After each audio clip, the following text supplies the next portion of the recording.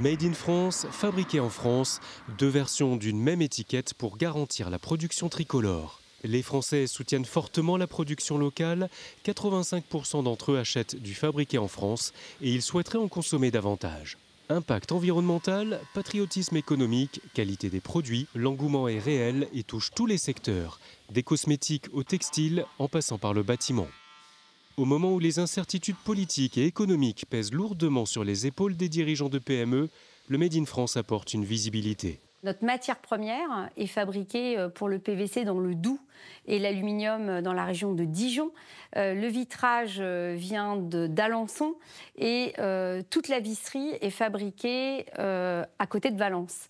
Donc il y a vraiment une traçabilité et surtout fabriqué en France de nos matières premières. Et c'est vraiment indispensable. Notre fabriqué en France nous apporte une sécurité pour nos clients, mais nous apporte aussi un délai, une rapidité de fabrication.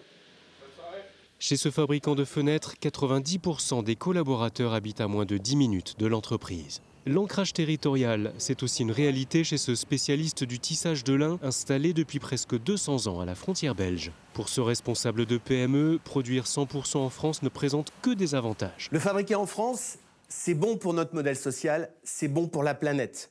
C'est bon pour notre modèle social parce que fabriquer en France, ça veut dire créer des emplois, réouvrir des usines, ça veut dire participer au financement de notre modèle social. Pourquoi c'est bon pour la planète? L'impact environnemental de votre produit fabriqué en France est juste exceptionnel. Si vous prenez le même produit fabriqué en France avec du lin français comparé à un produit fabriqué en Chine avec du polyester, l'impact environnemental peut être de 1 à 10. Donc vous voyez tout l'intérêt également de fabriquer en France. Ça crée des emplois, c'est bon pour la planète, c'est bon pour tout le monde.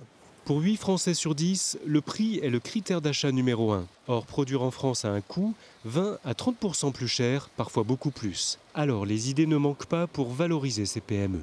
Première règle de base, n'exigeons pas de nos entreprises françaises des choses que nous autorisons à des gens qui importent dans notre pays. Il y a une concurrence déloyale et on est d'emblée défavorisé.